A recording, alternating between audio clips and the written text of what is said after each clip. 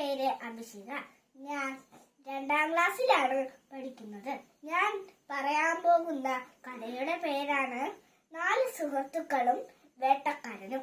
പണ്ട് ഒരു കാട്ടിൽ ഒരു കാക്ക, ഒരു ആമ, ഒരു മാൻ, ഒരു എലി എന്നിവർ വലിയ സുഹൃത്തുക്കളായി താമസിച്ചിരുന്നു.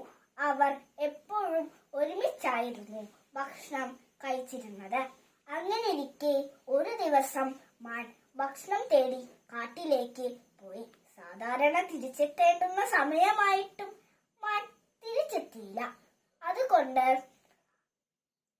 ആമയും എലിയും കാക്കയും വിഷമിച്ചു.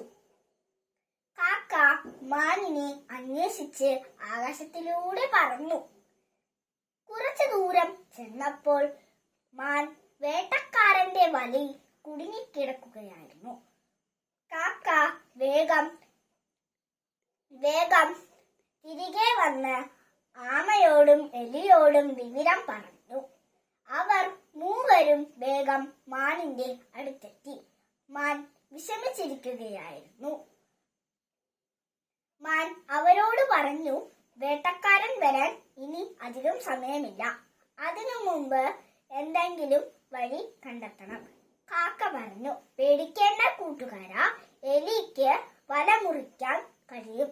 എലി വേഗം തന്നെ മാനിനെ രക്ഷിക്കാൻ തയ്യാറായി. എന്നാൽ വല മുറിക്കാൻ ഒരുപാട് സമയമെടുത്തു.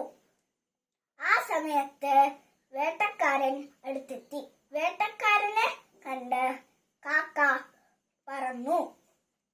പറന്നുപോയി. എലിയും മാനും ഓടി രക്ഷപ്പെട്ടു.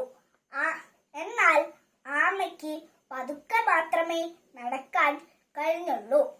അതിനാൽ ആമയെ വേട്ടക്കാരൻ പിടിച്ചു. ഇത് കണ്ടപ്പോൾ എലിയും മാനും വിഷമിച്ചു.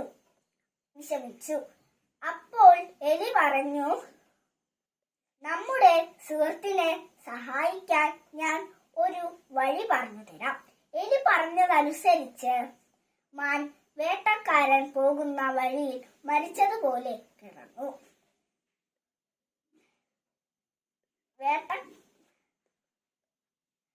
ഇത് കണ്ട വേട്ടക്കാരൻ വേഗം മാനിനെ പിടിക്കാൻ ആമയെ അവിടെ വെച്ചിട്ട് പോയി.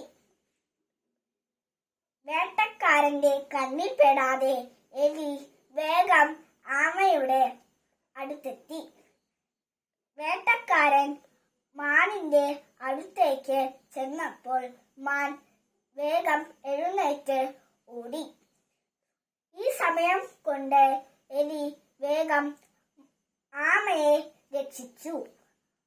അവർ പിന്നീട് വളരെ സന്തോഷത്തോടെ ജീവിച്ചു. ഈ കഥ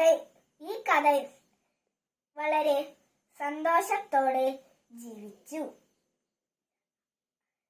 ഈ കഥയുടെ സന്ദേശം ഇതാണ്: ഒരുമിച്ച് പ്രവർത്തിച്ചാൽ എന്തും നേടാൻ കഴിയും.